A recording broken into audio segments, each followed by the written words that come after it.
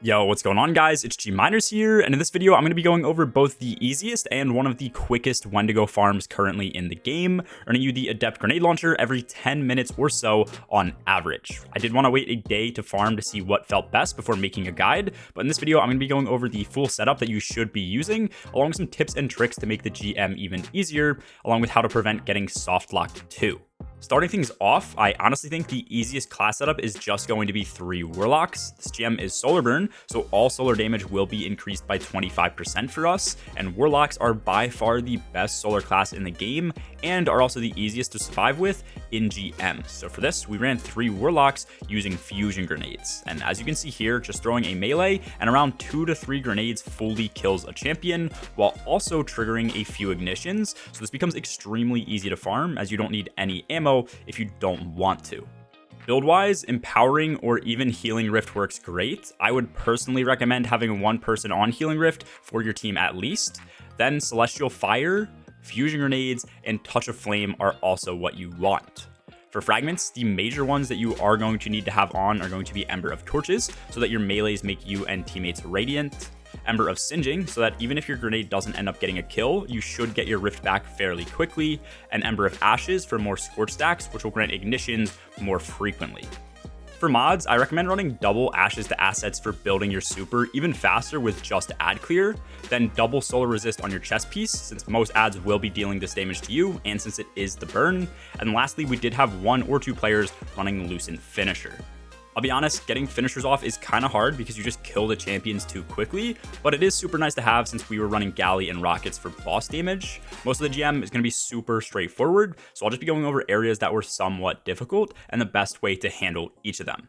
First, if somebody does die on the train section right here, you can jump up and revive them as seen on screen, just showing this off so that you guys don't reset your run if this ends up happening.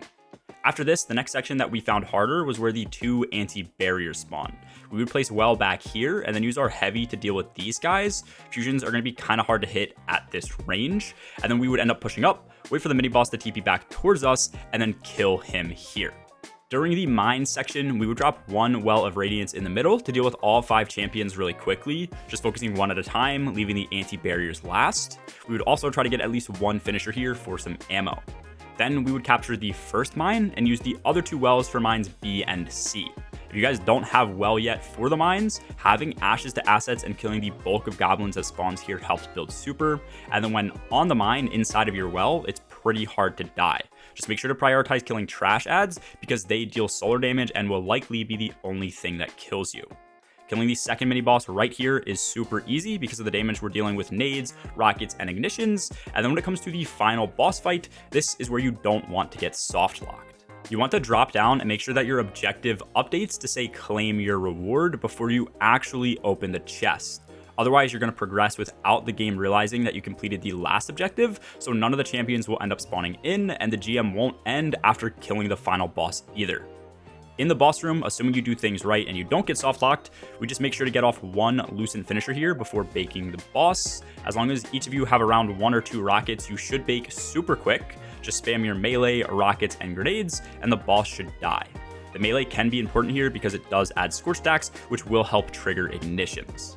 That's it. That is the entire farm. Even when you mess around, die a bunch, and don't really sweat, you should finish this in around 10 minutes. If you did heavily optimize who kills what and when, then this will be even faster, but for a casual farm, getting around 6 drops an hour is pretty great. Let me know your thoughts on the farm in the comments below and which roles you guys are going for. I do also have a full DPS testing video on Wendigo if you want to check that out and see where it ranks. I also stream a bunch over on Twitch, and I will be live for Nightfall's launch and the day 1 raid race. Links to everything are going to be in the description below. Anyways, that's all for this video. As always, have a good one, guys. Peace.